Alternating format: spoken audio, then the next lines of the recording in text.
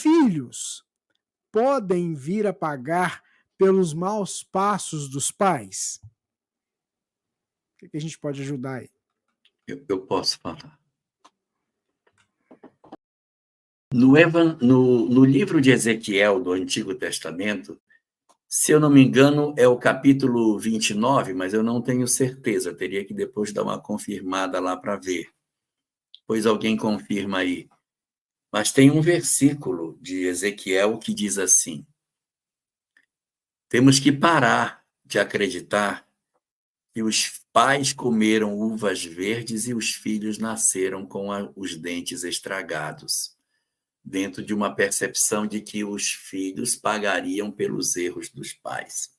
Então, a fala de Ezequiel, ela nos aponta que nós não deveríamos seguir nessa visão de que, sim, os pais erram e os filhos pagam pelo que os pais fazem. E de onde vem essa ideia? Essa ideia vem lá do mesmo livro de Êxodo, no mesmo capítulo 20, porque está nos 10 mandamentos. Nos 10 mandamentos, você vai pegar logo nos primeiros versículos do capítulo 20 de Êxodo, diz assim: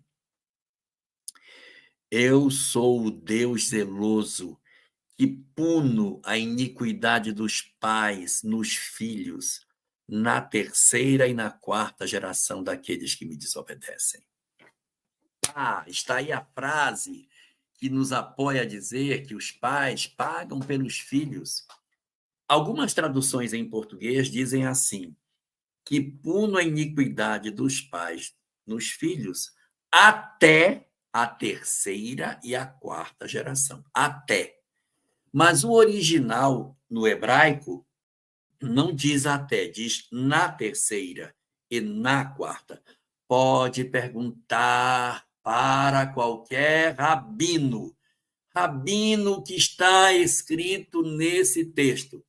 E o rabino cabalista ou não dirá na terceira e na quarta geração. A Bíblia em Esperanto de Zamenhof, que também era judeu e traduziu diretamente do hebraico para o Esperanto, também diz en latria kai en lakvara generatsio, ou seja, na terceira e na quarta geração.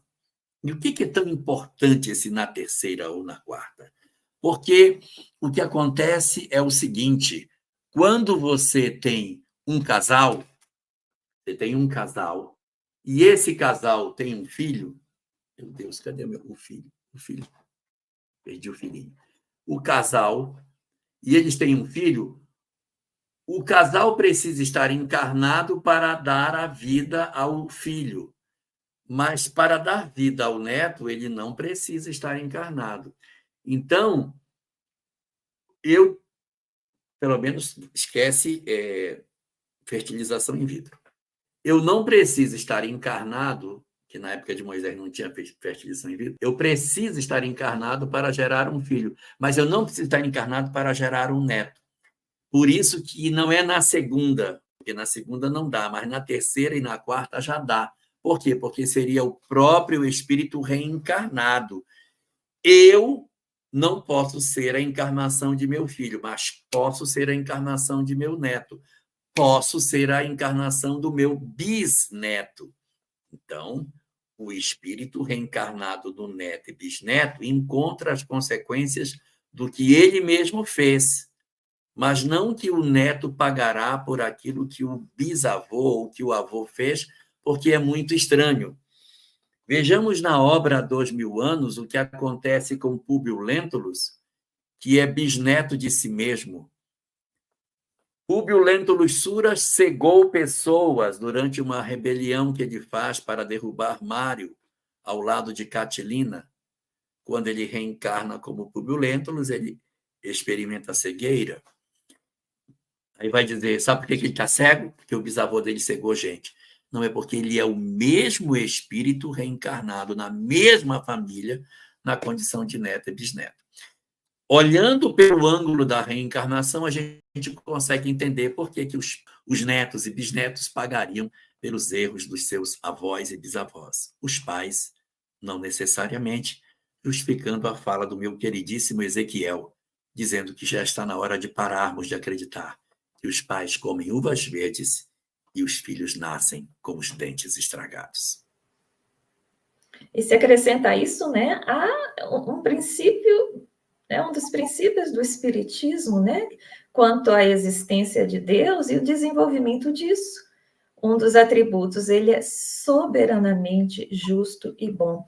Ele não seria nada justo, nem nada bom, se fizesse com que nós sofrêssemos em razão de coisas feitas por outros espíritos, sejam nossos pais, por outras pessoas, por outros que sejam nossos pais, sejam nossos avós.